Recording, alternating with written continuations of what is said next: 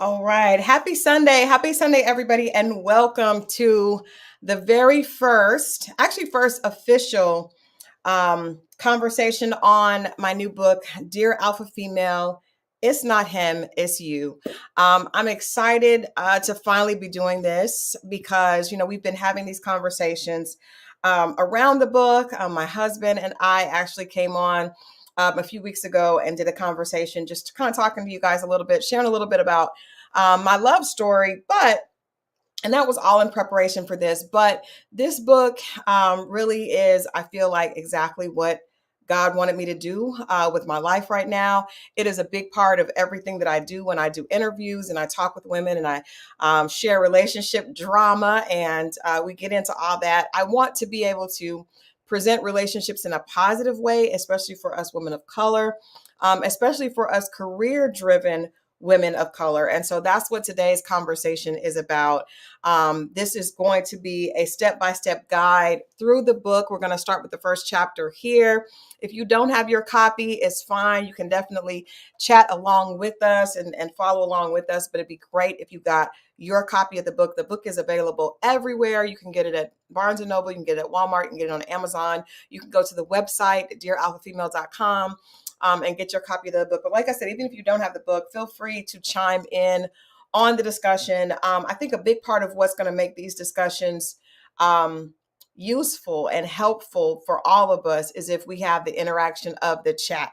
So I love my audience here on YouTube. You guys do a great job of really being interactive, right? Because these conversations are really going to hit home if we have audience participation. So I am just encouraging you as you are watching this, even if you're watching the replay, make sure that you go ahead and leave your comments there.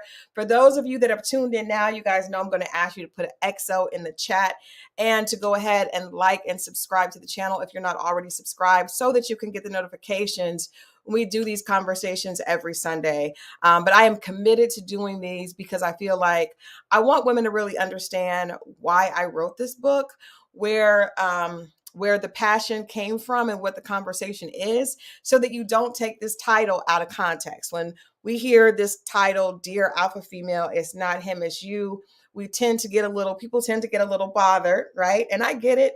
But really, it's all about accountability and understanding that we create the life that we desire. And a lot of times, we're not creating the life that we want and we have no idea why. And so that's what this book is all about. That's what these conversations are all about. Hey, Silver Shadow, thank you so much for that XO. I'm glad to see a few of you all here. I know this is a new program. This is new on a Sunday evening. But I thought if we do this right before Housewives, we can, get some positivity in our system when it comes to relationships, and then we can all watch Housewives and talk about that later. I'm excited because in just a little bit, I have a guest that's going to be joining me. And I'm going to tell you guys, like, for me, this book and even my personal experience, this came from my personal experience. We'll get into that a little bit more as the weeks go by. But me being a 40-plus-year-old African American woman living in Atlanta, being single and divorced with, not just single, but divorced with two children.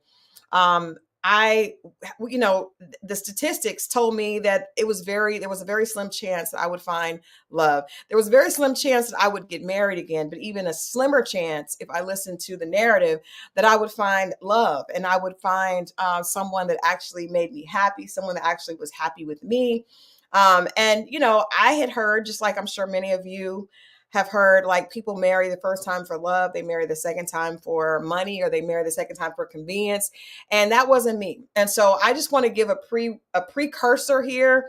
For me, this channel is all about women that are actually looking for a real love. Like, we are down with Mary J. Blige's first album. We are looking for a real love. This is not a conversation for women that are just looking to find somebody that can take care of them and they really don't want to be vested. I have no problem with women like that, but that's not my audience, that's not my tribe, and that's not who I speak to.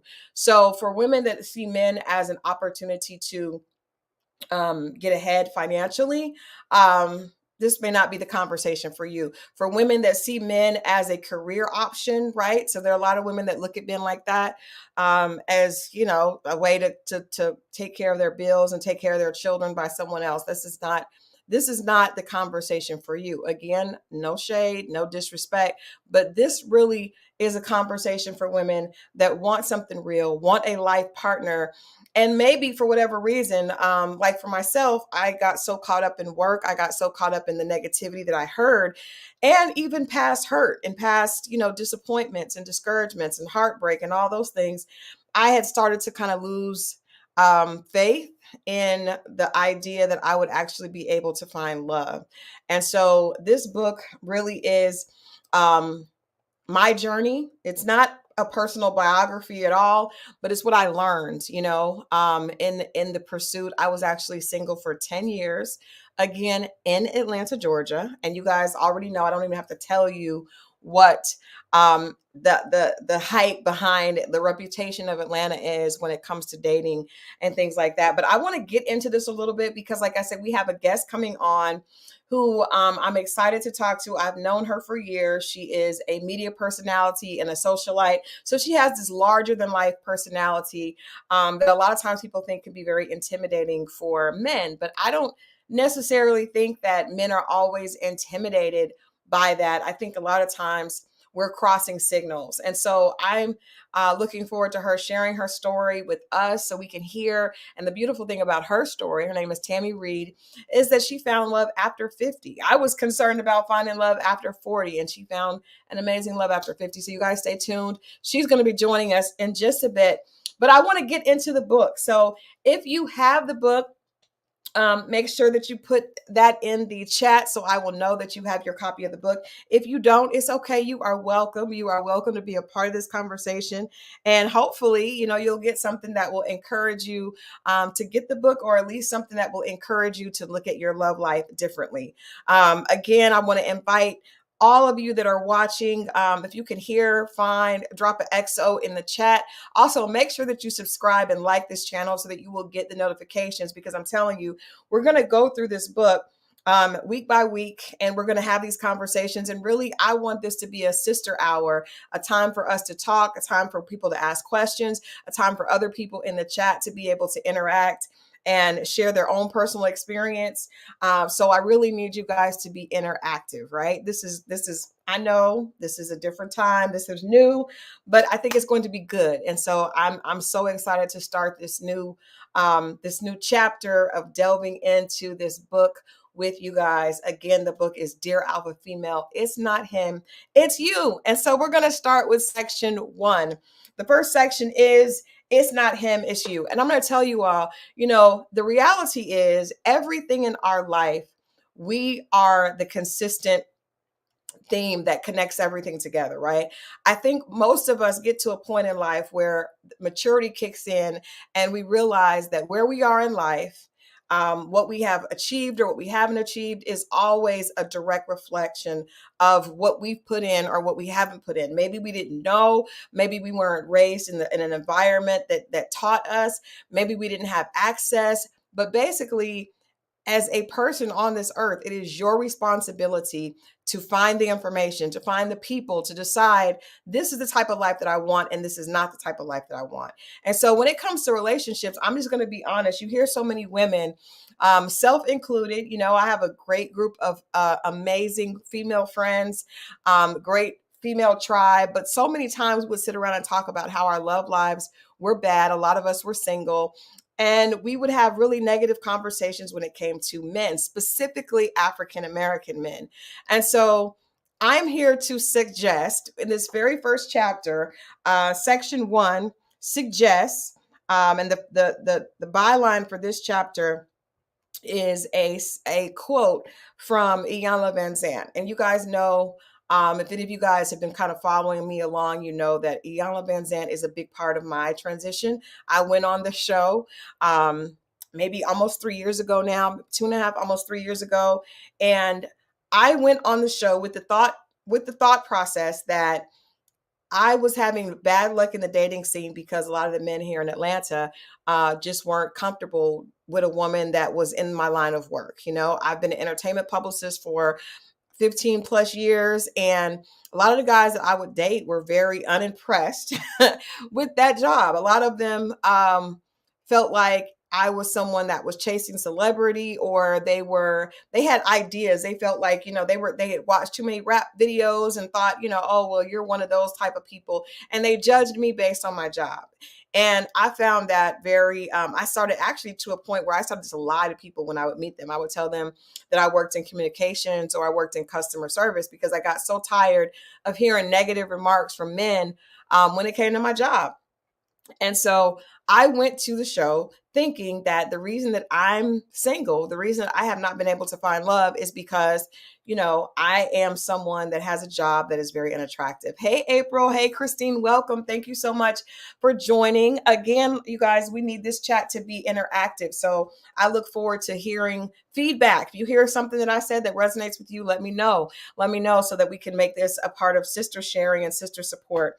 But the quote from Iyanla that starts off chapter 1, section 1, it says, "It's not him, it's you." That is a huge pill to swallow. And that is the very lesson that I learned when I went on Iyanla Vanzant. I learned that it was not the men, it really was me. Because even if I am attracting men that are being very, discouraging or disingenuous when it comes to my job, I am putting out something that is attracting those men, right?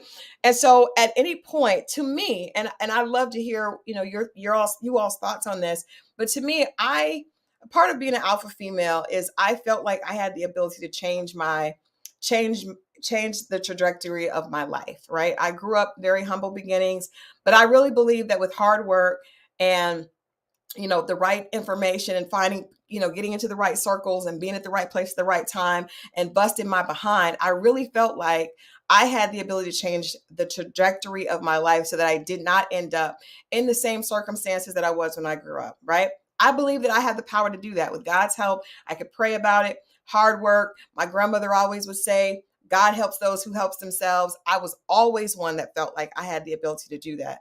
So, and I know a lot of you feel the same way. A lot of you are hard workers. I feel like a lot of the women that listen to this channel are also career women. You're also women that have lived a little bit and are excited about your future. But a lot of times the way we look, the optimism that we look at work and that we look at career achievements is not the same that we apply when it comes to love, because we know that feels very different, right?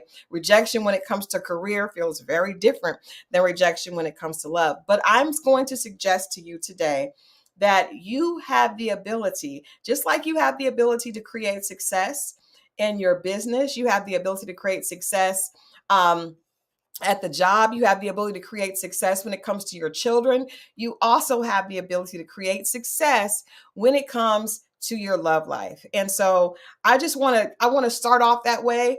And like I said, we're going to have a young lady is going to join us. She is a beautiful, very, very successful career woman. And we know the narrative suggests, there were certain people, especially when it comes to social media, that are constantly telling us that when we come to a certain age as African-American women, the statistics say that we have very little chance of getting married. I will admit, I felt the older I got, and you can tell, when you start to have a different effect on men when you show up, you're at a certain age, it just doesn't, men don't respond to you at 45 the way they responded to you at 25, even at 35, right? And so I remember thinking like, wow, I need to find a guy now. And then when I didn't find one in my 30s, I kind of, I felt discouraged. I will admit that I felt discouraged, and I really started to lean in on work. And I was like, look, if it doesn't happen, I'm fine. I don't know how many of you have said that, but I would tell myself, you know what, if this doesn't happen, I'm fine. I'm going to get the house that I want. I'm going to, my children were doing well. They had gotten older and they were on, kind of had moved on their own. And I was like, I'm just going to create the life that I want. And if this doesn't happen, I am okay. Right. And so that's the way that I started to show up for dates. I started to show up for dates thinking, you know what, if this doesn't work, I'm okay. This is not really a priority for me. What's a priority for me is making sure that I'm good. And I'm telling you, that is why my life was going the way that it was. And so I want to read you guys this quote. And then, like I said, after that, thank you, April, for that honesty. Thank you, April, for that honesty. Thank you, Christine. The quote from Iyanla Vanzant states, "You must look within yourself." I'm actually going to put this up on the screen because I want you guys to be able to read along with me. So yes, it says hold on, I'll take this quote down. "You must look within yourself and address all of the things that are going on within you and clear out the things that are not useful. Whether it is fear or anger or shame or guilt or whatever it is, clean that stuff up." Clean that stuff up. And so that is pretty much what was going on with me when I went on Iyanla Vanzant. Fear, right? And we know that fear looks at Instagram and looks at YouTube and looks at Facebook and sees some of these relationship conversations where people are saying that women's sexual marketplace value is low after a certain age, and fear says what I want I may not get. Fear listens to all these things that are thrown at us, and it starts to they start to take root right inside of our heart. And we start to think, well, maybe this is true. Maybe this is the case. And then we start to get angry, right? We see, and again, I'll speak for myself. If you guys feel it, please let me know in the chat. But I would see men that were my age and they would be dating women that were much younger. And I would think, oh my gosh, I would feel a little resentful because it's like, well, what about women like myself? And so I would start to listen to that fear, listen to those things, listen to that, allow that resentment to take root. And that was showing up in the way I dated. And so I'm here to say we can change our outcomes if we change our outlook. So with that being said, I'm going to bring on my friend, bring on Miss Tammy Reed. There she is. Hey, Tammy. Hey, girl. I want to make it bigger so that you guys could actually, we got a good picture here. First of all, congratulations on your engagement. Thank you. I'm assuming your boo is there because we see your eyes are just lit up. Yeah, he was my camera guy setting up lights because actually he used to work in media as well. Isn't that crazy? That's nice. See? Well, first of all, like I said, congratulations. And it's so good to see you online. We have known each other for a really, really long time. And I'm excited that you were open to sharing your story because I don't know if you heard what I was saying beforehand. People are saying, congratulations, Tammy. There are so many messages out there, right, that are telling us, especially in Atlanta. Tammy lives in Atlanta like I do. And in Atlanta, especially, you're hearing that there are 25 women to every one man. And then out of these 25 women, all of them are freaking gorgeous. And a lot of them are under age 30. So it just kind of, it can kind of make you think like, where is there going to be place for me? So I want you to talk about, because when I met you, actually, when we met, both of us were married, right? Yes. And went through a divorce. And then later, years way, much later, you went through a divorce and you were single as well. So what was your mindset like, during that time of being single? What were you thinking? What was your outlook on being able to find love again? Woo! Okay, so first off, you used to be the writer for my TV show when I did. I absolutely did. That was 2005. We go way back. Crazy. That is crazy. Absolutely. So basically, I was in a state of shock. Yeah. I didn't see my divorce coming. You know how sometimes people say, we moved here as a family. I have 2 children. They're grown now, but they were 5 and 7 when I moved to Atlanta. Mm-hmm. We lived in Cleveland, Ohio. Yes. He had he owned a trucking company and he had bid it on a contract, and that's how we landed in Atlanta. Okay. So, fast forward, I started, my son was starting kindergarten and my daughter was in 2nd grade. And so I was ready to go back in the workforce. I could not find a job because I was brand new here. Mm-hmm, so, I was looking for jobs and I had got a internship at Fox 5.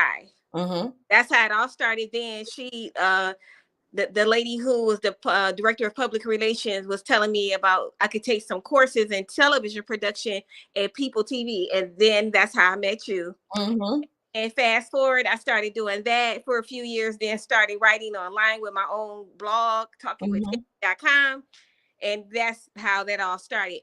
So my ex-husband would help me with production, all kind of stuff. He was my camera guy. Yeah, You met him. And yeah. so great guy. Still don't have nothing bad to say about him.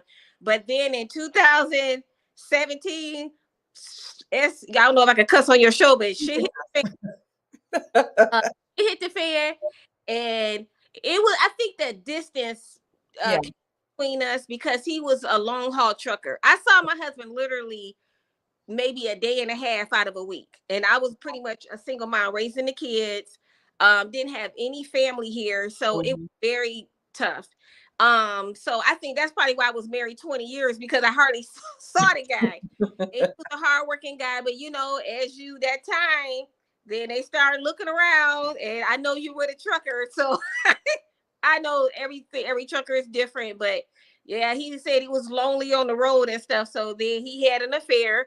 And Mhm. I found out, and then I filed for divorce immediately. But I did not see the divorce coming because we got along great, and I was his accountant and helped him with start the trucking company, Reed's Trucking, and all that stuff. And then all hell broke loose, and then but we're cordial now. It's in Good. the past. I got divorced in February of 2019. Oh, wow. I was going through my divorce. I had met another guy I thought I was gonna be with, and then because I had a boyfriend. So let's go. Okay, so 2017, that's when I filed. Then 2018, so I was by myself for a year. I Okay. didn't date anybody. I was too. That's when I lost 90 pounds. Because you remember I was a plus size model too. Oh. So I my heart was broken. I just went into a deep depression, and I lost 90 pounds. And then I was like a toothpick. I went from a 14 to a 2 Wow. within a year. I lost Mhm. all that weight. And then I had met a guy, and I was dating him for about 2 years. I met him Mhm. in 2018. So got when men found out in Atlanta and other places that was following me, guys that were following me found out I was going through a divorce. They was in my inbox. I was getting like 100 emails, inboxes a day. Wow. I don't know why, but I had a lot of guys that follow me, and they were like, "Oh, I Mhm. would love to date you," and I'm like, I didn't want to date anybody. So then, Mhm. 2018, I gradually got out there. I was in a total state of shock because I've been married for 20 years. That's all I know, and I was like, I'm in Atlanta, the worst place ever. How are people doing this? So I was meeting guys at events, and I was meeting them online. I never did the dating app. I take it back. I did the dating app for 3 days. I hated it. I got that, deleted that right away. Then I was getting referrals from friends, right? Okay. Okay. But they were hooking me up with the wrong kind of guy. They were boring, like doctors, attorneys, stockbrokers.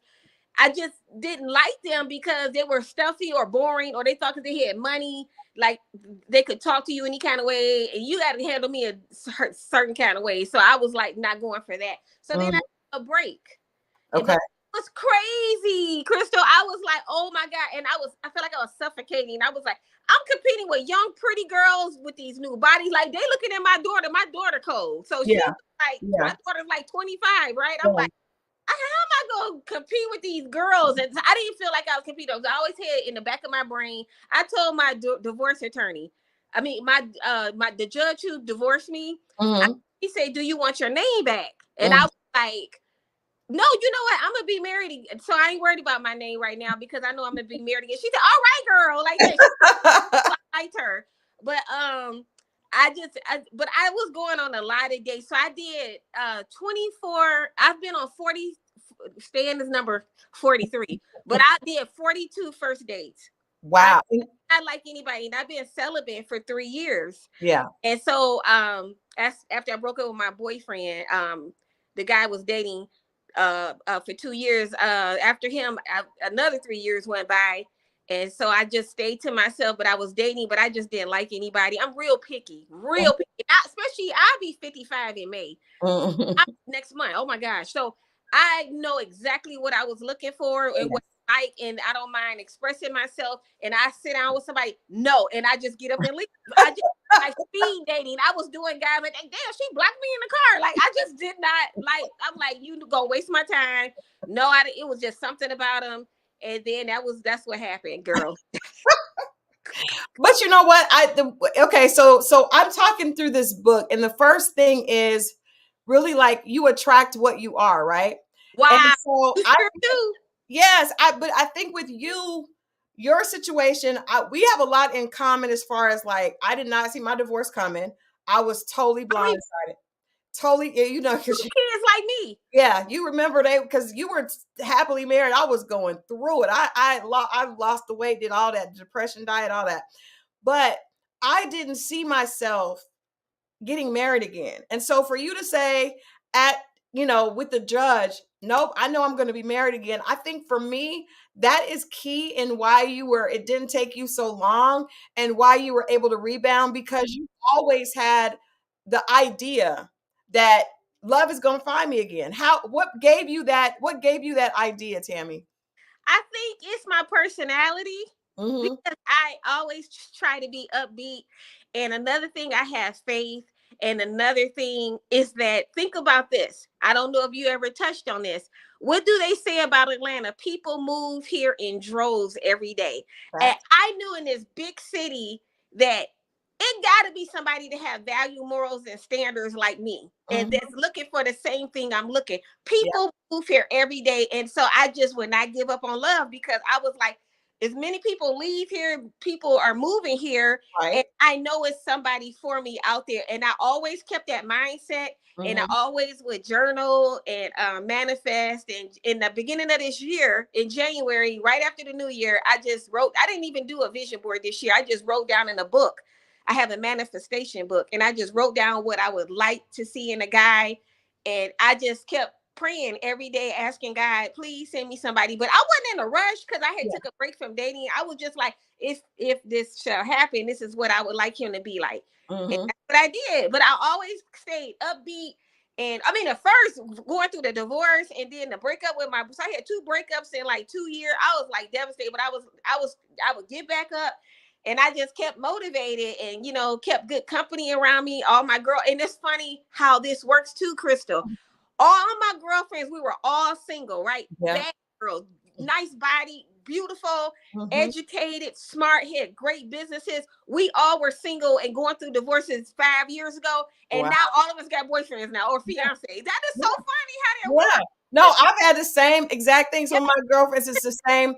It's the same thing. And I think that for me, I changed the way I started talking. And going through a breakup after a divorce, it's easy to get discouraged, right? But I was like, I know it didn't hurt as bad because your divorce hurts because you got children and I was like, oh, this Negro has me all the way confused. I'm good. I'm moving on. But I literally, one of my girlfriends, I was like, I am only going to write and only going to talk about positive Black relationships. I started only watching when I would come across some stuff on social media that was negative. I'd be like, I'm not listening to that because I didn't want to take that in. I wanted to make sure that what was in me was positive. Right. So, okay, Tammy, let's talk about how you met the man that you have that put a ring on your finger. Let's talk about how did that happen? Give us the love story. girl, this is crazy how this happened. Okay, what's today? Today is April The second. 2nd. Mhm. I met Stan January 28th. Oh, wow. So a couple months ago. Yeah, crazy. But when you know, because Right. he's 62, I'm 50, I'll be 55 next month. So my girlfriend Jacqueline had her family owns a manufacturing company and they produce a product. So Mhm. I was at home, it was a rainy day. She calls me, she go, Tammy, I got to do a expo, a home improvement show at Gwinnett Arena, and I live in Gwinnett area, so she knew. So she was like, "Could you help me?" Because the person that was gonna help me called off, and it was raining and real ugly. I said, I don't feel like that, but okay, I guess like that. I had just got my hair done, but I was like, I don't feel like going out getting my daughter had just did my hair. I was like, I don't feel like this, but something kept nudging me. Go to this home show. So girls, go to the home Go to the show. home show. Home improvement, like it was like Home Depot on steroids, right? So Wow. it was landscaping. So it was a bunch of when I walked in, it was wall to wall men. Oh. Yes, it was a home show. So I'm helping her at the vendor's booth, right? So this guy walks over, which was Stan, and he was like, so next to our booth was a lighting company or something, like home, like outdoor lighting. So Mm-hmm. he just built a home and he was looking for some new outdoor lighting. And that's what the booth was next to me. He was like, and he asked me a simple question. He was like, hey, what do you think of? He said, I was wondering what color you think I should get for my garage door or something. He was asking me about lighting and garage doors. And I was like, Mm-hmm. I like the chocolate color. He was like, and I said, by the way, I love your landscaping. It's gorgeous. He said, I did it myself. And we struck up a conversation. So Okay. he walks away. My girlfriend goes, Jacqueline goes, I think he liked you. I said, that man ain't thinking about me, Jacqueline. Girl, I ain't even here for that. I had a hoodie on, leggings, some holy leggings, and some daggone house shoes. And my hair was laid, right? So he walks away. 30 minutes later, he circles the block and comes back. And he was like, "Oh, nice meeting you." He was like, and then he was kind of hesitant. He was looking at me, and he was like, he said, I was wondering if I could get your number." And I was like, "Me?" He was like, "Yeah." I was looking around like, "Me? I look crazy." I was like, but I didn't even really look at him in his face because I wasn't there for that. Right, right, I right, was just right. there to help my friend, so I'm Right. looking crazy, right? I said, I never meet guys when I look nice. I always meet guys when I'm looking crazy. So I was like, okay. So I gave him a hard time. I was like, come walk with me. I had to go to the water fountain. So I go to the water fountain. I'm like, are you married, single, divorced? He was like, what? And I was like, you have to ask. We are in Atlanta. Facts. Guys will play your face. They be having a whole family and a wife and a living girlfriend, but they think they go. And he was like, I am single. I was like, okay, I just have to ask. So he started laughing. He thought I was funny. So I gave him my business card, and I was like, if he call, girl, I don't care if he call, he call. But I couldn't tell you what he looked like because he had a hat on, and I wasn't really there for that. He's tall. So I was like, whatever. So then 2 hours later, I'm still at the booth. I'm still at the show. Text me, it was very nice meeting you. I would love to take you to dinner one day. I said, well, I don't do dinner. I waited a long time. And then I texted him back and I was like, well, I don't really do dinner, but I guess. And then he was like, well, it's for tonight. We have reservations, da da da da da. And You better go, Stan. Love it. And I was like, ooh, he direct. And most guys be like, what you want to do? Da, da, da, da. He was real direct, like on my neck. And I was like, yes. And so I go to the place. I call my daughter. I'm like, what should I wear? I ain't been on a date in a while. I'm like, so she was like, wear this, mom. And then so I meet him at this restaurant. It was close to where I live. And I was like, he must live in my area because usually somebody live in that Camp Creek or something.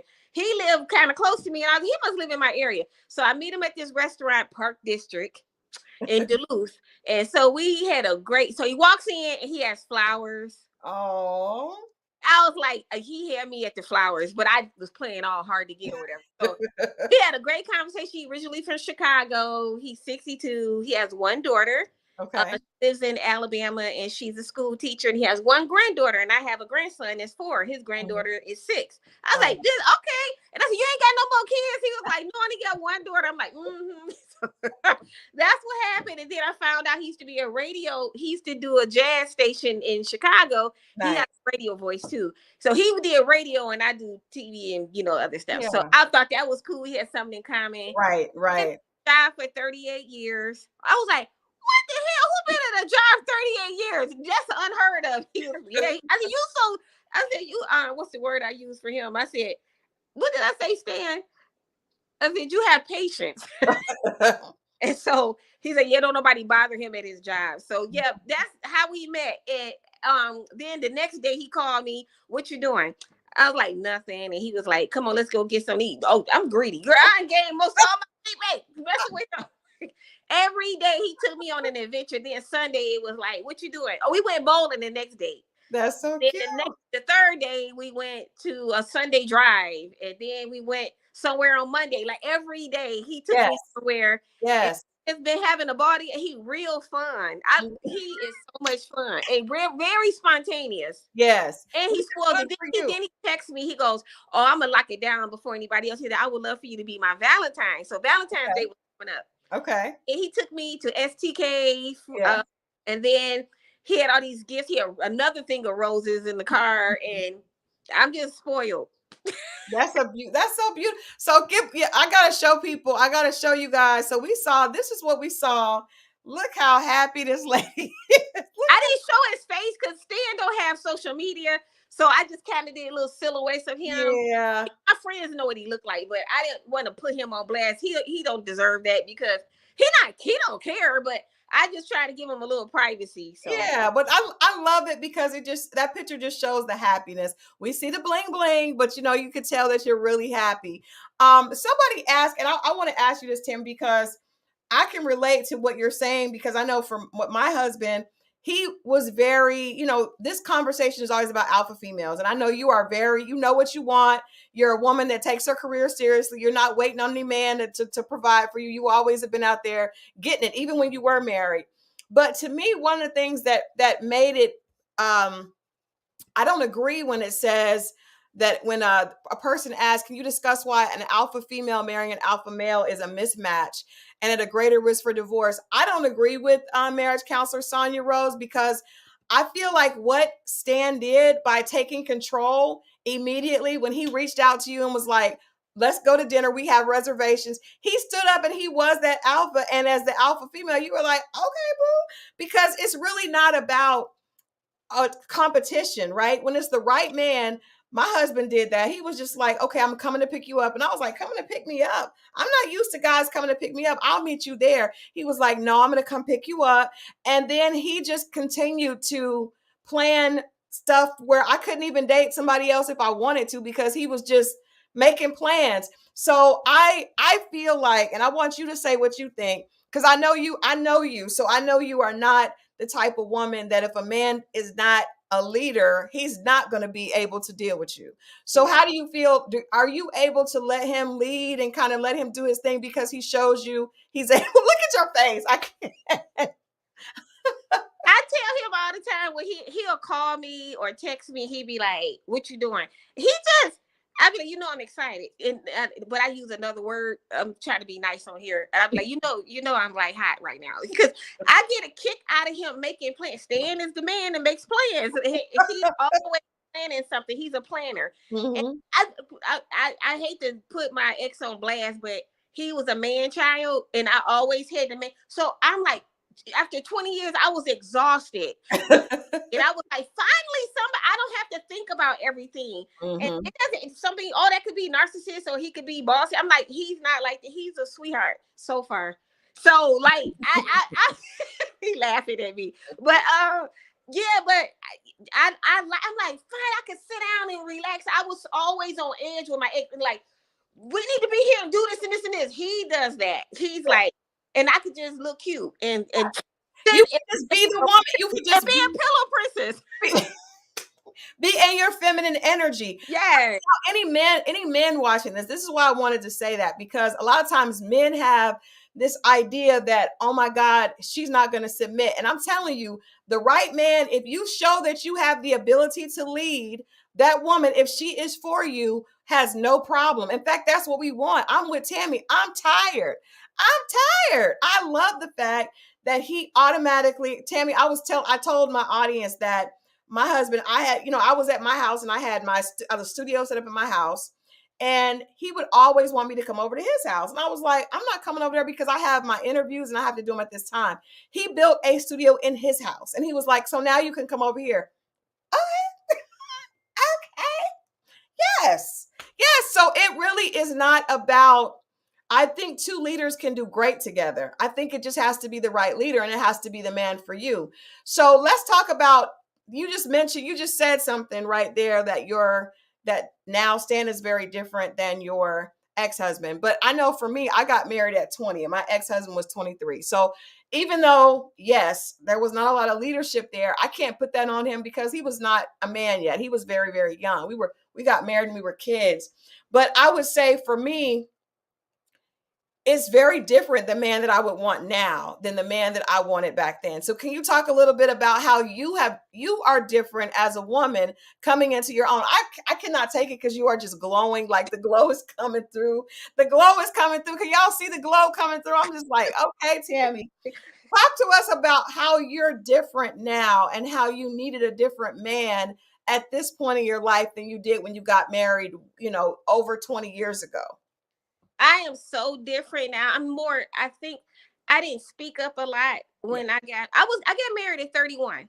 Okay. And so, and I was 3 years older than my ex-husband, but Stan is just old school, knows what he wants, and of course he's older, so he handles me totally different, and I just love it, and it's sexy, and it's just grown and sexy, and it's like we like the same things. He loves jazz, and we just mellow out and watch movies and just go for rides, and he real bougie, so I'm bougie, so I'm like, it works. Like, he Yeah. nice things, and I could just relax and just totally different. And I can't put it all on my ex either, because we had kids, Yeah. you know, and now my kids are grown. My son is 23, my daughter is 25, and now I don't have to worry about them. I still worry about my kids and my grandbaby, but it's totally different now. I am so different. People see me, I'm like, you different now. I'm like, yes, because I can relax finally. And Yeah. it's like something that has been lifted off my shoulders, to have somebody in your corner, and Yes. for you, even though we haven't even known each other that long, I could just tell when you know. Yeah. Because I mean, I've been on 42 days, so I was like, no, no, no. Like, Yeah. I don't like him. I'm not gonna say I had like the butterflies when I met Stan. I was still kind of hesitant and scared, because I'm like, I don't feel like going through this again. Yeah. But a totally different feeling, and I was like, okay, am I gonna get the butterflies? Am I gonna get this? I'm gonna get that. And even when he proposed to me on February 28th, he did it in the car on my way to the airport. I was going to LA for the ASCAP Awards, and he proposed to me on the way to the airport, and I'm sitting in the car all the way from where we live to the airport, quiet as hell, and I'm not a quiet person, because I was kind of just I was thinking of what was gonna change. Like, I was like, okay, so I'm processing stuff. Yeah. And I had 5 years of bad stuff. Yeah. And so to get some happiness in my life, it was hard. Yeah. And I was like, so I'm still a little nervous, a little hesitant, because I'm like, is this real? I keep thinking I'm gonna wake up out of a dream, and I just can't believe it, because I'm like, how you have all the checks I wanted? Yeah. How do you know this? How do you know that? And everything I've ever wanted. My girlfriend is a life coach, and she told me he passed my passcodes. I don't know if you know what a passcode is. Tell us. Let me tell you, folks out there, what a passcode is. What my life coach told me, Shaquila. She said, think of something back in your brain a long time ago, like when you were young, and what you always wanted in a guy, or in a marriage, or a wedding, or something. And I was like, okay, so I know what you're talking about. So Stan passed two of my passcodes.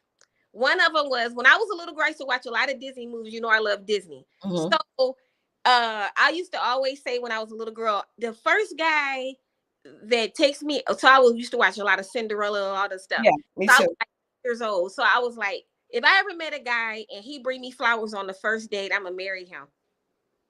Stan brought me flowers on our first date. Guys gave me flowers throughout the years, but never on the first date. Because you pray to God and be like, oh God, is this the guy? Is this the one? Send me something. It'll be in a dream. So my passcode was that. I thought about it when he gave me the flowers. I was like, oh my God, I remember. That's a passcode. Another one is this gonna creep you guys out. When my girlfriend, she lives in Decula, and her house is in a new subdivision. It's a beautiful big old house. So house across the street. 3 years ago, I took a picture of the house, right? And I told her neighbor, I said, if you ever sell this house, I'm gonna buy it. I don't know how I'm gonna buy it, but I'm gonna buy your house. Because I love my house. I said, okay, but that model home, I love that house. That's the house I'm in right now. The house, the model house that I like. Yes. Oh my God. The house Stan built. Oh. On the house in my phone 3 years ago, I said, the house you built, the same exact design that I wanted. So that's another passcode. So things like that. That is huge. That is huge. We have a question. Jay says, I went through something similar with my ex-husband. Tammy, how did you get the courage to trust again? It took me a very, very, very long time. But I'm a romantic person. What is it called, Stan? Romantic at heart. Romantic at heart. And I can't help it, but I was mean at first. I think I was mean at first too. It took me I didn't like nobody. Like Yeah. I was like, nah, he all right, and all that stuff. But yeah, it took me a long time to soften up. But I was kind of Mhm. stern. Yeah, Well, I love that. I'm like a public figure here in Atlanta. I can't just be out. You either. You just can't be out with anybody. Date. Oh yeah, I know. I did. Oh, I would pass out if somebody said. So I be really careful of dating and stuff like that, and things that I would do, and send me a picture and I. No, you're not. Mm-mm, mm-mm, mm-mm, I ain't mm-mm, doing that stuff. So mm-mm. Tammy, I would also like, hold on, April has a question. You know what? How she says, how long did it take for him to knock down those mean walls? And Gun Boss, please get off of here talking about mean isn't the word. She's still mean. My husband is chiming in, and we're not gonna look at that comment. your April says, husband, I hate know you. he said I was mean on the first date, but it's because I wasn't used to being in the car with somebody I don't know. So he has a really big truck. I'm a short person. I was over on the side about to jump out because I was like, if at any moment something happens I don't like, I'm getting out of here. So, but yeah. So anyway, Is a biker too, and so is Stan. we have to connect them together. Yeah, Harley So guy. April asked, "How long did it take for him to get you to kind of relax your defense and I take don't those think I'm walls down?" still my relaxed Stan. Yeah. Yes. For the most part. Yeah, Yeah. he said Sometimes your ass too relaxed. Yeah. he said sometimes I'm too relaxed. Yeah. But it's a good thing. He said it's a good thing. It is a good thing. It is a good thing. Well, Tammy, let me ask you this. What advice? Because like I said, I'm doing this every week because I believe in love. I'm like you. I call myself a hopeful romantic, right? You see, I got Disney stuff. Believe I'm a pink girl. That's how we've always connected on that. What advice would you give to women that are single and are in that space that you were? I don't see how you went on 42 dates. Dates got on my nerves.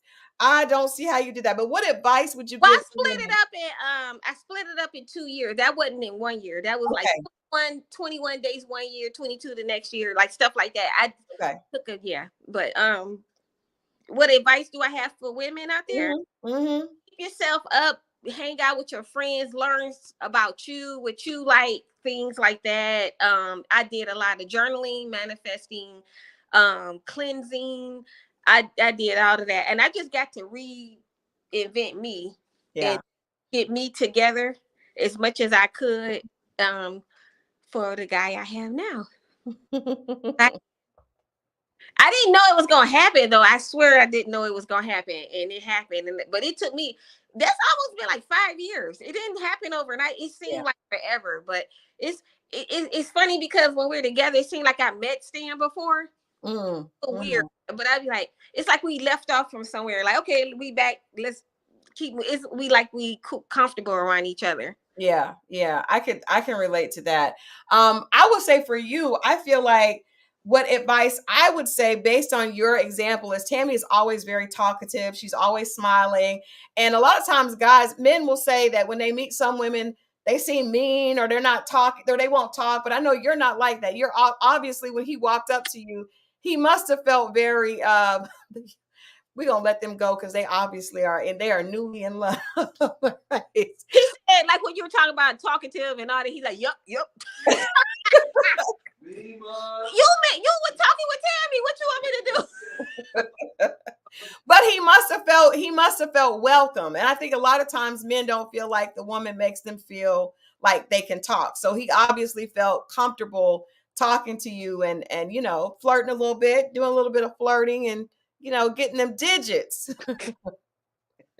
Where did you guys go eat on that first date? Those dinner reservations. Park District in Duluth. Yeah. Park District in Duluth. Nice. I like that place. Very nice. Yeah, I had never been there, and I live up here. I'm like, I never heard. My daughter has been there, and it was packed when we got there. I was so embarrassed with the flowers. I was like, oh my God. But yeah, that was the first date. The second day, he took me to Stars and Stripes bowling. Yeah, bowling. Yeah. Went and got pizza afterwards, and then the third day we drove an hour and a half way to Buc-ee's. Wow. Because he wanted brisket. And so I'm like, you gonna drive an hour and a half? And he picked me up in his convertible sports car. You better go, Stan. Yeah. You better go, Stan. We had So much fun. He drive really fast and I like speed. So Well, Tammy, I thank you so much for being a part of this first conversation. What a beautiful love story. And thank you so much for sharing it with us. You have to come back when you get ready to start planning the wedding so we can talk about doing all of that. next year, September 7th, hopefully. I just found out that's a holiday weekend. I'm like, oh my gosh, we get married in Destin, Florida on a yacht. Nice. And real intimate, not no more than 30 people. And I know thousands of people. And I'm like, oh my gosh, how am I going to do this? But yeah. Yes. Yes, you will. Well, I look forward to seeing all the beautiful pictures and hearing your process as you go through that. Again, congratulations so much to you. Say goodbye. Bye. Bye. Bye-bye. Tammy in Love does look beautiful on her. I want to address a few things before I get out of here. I thought that was so, you could just see love is just spilling all over her. I'm so happy for her. April says, I have permanent resting bitch face. It's not done on purpose. I know that I do too, April. And I actually have to really, make a conscious effort to not be like that, because I know for me a lot of times I'm so in my head, and I've noticed that men can pick up on that. And so I would just suggest, for you guys that definitely know that you have that you always seem intense, a lot of times that can scare people off. And so you just have to be intentional. This is all about intentional, and we know that we can change our outcome. We can change the trajectory of our life by being very intentional. So just like you would be intentional about anything else, try to make sure that you smile. I have a friend that told me that before. She was like, if you just smile, because I'm very shy. Jay says, I'm so shy when I meet men. I think it comes across as me being mean. I know you guys probably don't believe it, but I am very shy. I could talk all day when it comes to things like this. If it's a guy that I'm not attracted to, I'm very, very talkative. But if it's someone that I like, I get super, super shy. I'm never the girl that could go up and approach anybody at all. So what I've learned to do is just smile. And I noticed that I knew from the time when I was younger, because I was always really shy when it came to guys, right? So, but I learned that guys, if I just made eye contact and smile, that's like the same thing as saying, hey, how are you? Right. And so I would suggest you guys try that. A girlfriend of mine, you guys know, one of my best friends is Chili. She actually wrote the foreword for the book. And she would always, when she and I got really close, she was like, Crystal, you got to just stop being so shy. Like, you got to get to where you can go up and talk to a guy, because she'll go up and talk to a guy. She'll go up and talk to a guy with no problem that she likes, right? But I would never do that. And so, but she challenged me one time just to smile. And even this is interesting, because she was trying to tell me to date outside, be open, date outside of my type. And so she said, a lot of times you will think a guy is not interested in you, and it's just because you don't seem interested in him. So I would go to a Quick Trip or something, and I would just smile at every guy there, old, young, white, black, whatever. And I'm telling you all, if you try that is the homework for this week. Try just smiling at men, and you will see how many men will be like, hey, I started getting white guys, Indian guys, black guy, all types of men started to look just with a smile. A smile is an invitation. A smile says I'm approachable. And a lot of times that RBF face on us keeps men from approaching us, because it's like, oh, I can see she doesn't want to be bothered. So I would suggest you do that. She challenged me to do that. And I remember I called her. I was like, this is totally crazy. Like, and she was like, I told you, they just don't think that you're accessible. It's not the fact that I'm doing something different. It's just that I smile, even if I don't feel like that. And so I would suggest that. My husband says take shots. I'm not going to say take shots. That's not my way of doing it, but I guess it would make you loosen up. If I start the conversation starts, I'll talk. But that initial talk, especially if I think a person is really cute, I definitely would not do that. But I want you guys, I'm so glad you guys tuned in. I hope that you'll continue to tune in every week as we go through this book. I love the fact that we had a beautiful love story to kind of kick this off. Change to Come says, I hate the book title, but I like Crystal. The book title is that because I'm telling you, we have the ability to change our narrative. We have the ability to change our life. And the second part of the book title that no one ever seems to get is, Dear Alpha Female, it's not him, it's you. The second part of that is an interactive devotional designed to help you attract the love you deserve. I believe that everyone deserves the kind of love that we just saw Tammy, just glittering and glowing all over through the computer screen. Everybody deserves that, I can relate to how she felt. I sometimes had to like think like, because I had all these walls built up, and it's so weird to feel like, wow, this person is absolutely amazing. And I never thought that he existed. I didn't think that my husband existed. I was absolutely I was absolutely in love with my first husband, but that was a very different situation. But this situation is so much different. I never thought love could be so much better.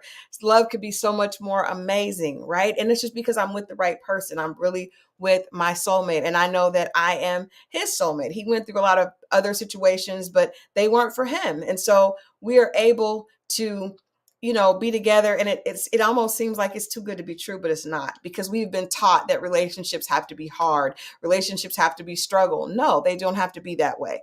I appreciate you, Christine, saying got to read the book and then you'll understand. I promise you guys, this is not, if you watch this channel, this book, I am not the type of person that is going to come down on us. I want us, especially us women of color, to win. I want us to be in a situation where we do get a chance to take a load off. You guys notice that Tammy said, you know what? I'm with somebody that leads. And so I feel like I can relax. I can tell you. And I've told my husband, for the first time, I felt like it was always me against the world, raising my children as a single mom, raising my children out here as an entrepreneur in Atlanta, struggling in these streets. And for the first time in my life, somebody has my back. And he told me that I think I told you, we shared this in our interview. If you guys haven't watched that, you can go back and watch it. It's on the site. But he said to me, like on a second date, like, give me your hand and I'll lead you around life's obstacles. And I was like, what is this Negro talking about? He's not leading me around life obstacles, because I was so used to leading myself, right? A part of that is I was not giving it to God. I thought I had all this pressure on myself. When I stopped doing that and I decided I was not dating for a while, I stopped. I became celibate. I was like, I keep running into the wrong person, and it's obvious I'm attracting that. And so I stopped, and I decided that I was going to think differently. I was going to be positive, but I also was going to demand the respect that I felt like I deserved. And when I made those changes, guys, this amazing love came into my life. And I literally, this channel, this book, everything that I do is to let you guys out there know that you can have the exact same thing. There is nothing different about me. You see, I am not quite 50. I'm definitely on my way. Tammy is 55 years old, absolutely beautiful, and she is enjoying an amazing love. There is no such thing as a deadline, or you're not late. You haven't missed what is out there for you. God wants you to give it to him and realize who you are in him. And I promise that is out there for you. So we are the first day of Dear Alpha Female, It's Not Him, It's You. I thank you guys so much for joining. And I thank you guys for sharing. Hopefully, as we move forward through this book, there's a lot of just really in your face stuff. And I wanted to just be honest. I wanted to be honest because I feel like that's how we all can grow, right? And I have no problem using myself as an example, because I made a lot of mistakes. I literally don't think I had to be single as long as I was, or maybe I did, because maybe I was waiting for my husband. He was going through some other stuff and he needed to wait for me and I needed to wait for him. But I think that I caused my journey to be longer because I was so hard-headed, right? And I think a lot of us are doing that. A lot of us are sitting there holding on to the fact, oh, I've only had these men ain't this and men ain't that. And there are a lot of men that aren't worthy. But guess what, guys? If you exist, an amazing man exists. I know for me, I was like, I love horses. I'm a little bit country, a little bit rock and roll. I love being out with animals, but I also like getting dressed up and being, I have a bougie side as well. And I wanted a man that would be able to go between the both of them. I didn't want a man that I could only go out on a trail ride with, and one that I also could not take to the opera or to a red carpet event. And one of my guy friends was like, Crystal, you want like this like unicorn, like that doesn't exist. Because it's like, I want somebody tall with muscles and tattoos and yet still able to sit down and have an intellectual conversation. Well, you know what? I have exactly that. Now, it didn't come in the shade that I thought it would, but I love the shade that it is now. I might as well always have been a white chocolate lover at this point, because he's exactly what I needed. We are actually going horseback riding next week. We're going on a trip, and then we'll come back and go to a red carpet premiere. And he is exactly the right fit for me. Now, lastly, before I get out of here, I want you all to know that This is not about making it seem like the man is the prize. At no point in time am I trying to make anybody feel or assume that a man is the ultimate goal in life, because that's not it. That is not it. This is all about balance and the fact that love is a part of our life. And really, what you'll notice if you get this book is really it's all about loving yourself first, right? I wasn't loving myself properly. And that's why it was very difficult for anyone else to love Crystal properly. I am not saying that a man is the goal, because a man is not. But if you are loving yourself in the right way and you are having balance, in your life is going to balance out in other areas. For those of us that are alpha females that are working all the time, that are working, and we don't have balance, that is not God's best for our life, right? If you're taking care of your children, you're taking care of your job, you're taking care of all this, and you're overwhelmed, you're overworked, you're full of anxiety, that is not God's best for your life. And that's what this is about. This is about finding balance and understanding that a part of that, a part of finding a balanced life, is allowing yourself to be loved, right? We are not acting in the role that God intended for us as women when we're out here working ourselves to the bone, feeling like what makes us worthy, what makes us a perfect catch is all that we have. There's a clip that I'm going to share with you guys next week from watching watching Ready to Love. And these two young ladies sit down at the table and they're explaining why they're the perfect woman. And one of the women said, I know I'm everything a man could want. Well, we're saying that based on the wrong things. And so we're going to get into that next week. You guys, please be here next Sunday at 7:00. We're going to get into more of chapter 1, which is basically it's you. And we're going to talk about the accountability. Again, this is not to suggest that some of the men that you may have encountered in your past were not horrible fits for you. I'm sure they were. I definitely had a lot of men that I went out with that were not for me. But the reality is, once I got to know who Crystal was, and once I started to realize that Crystal needed to find balance, because the fact that she was imbalanced was definitely driving away the right men, right?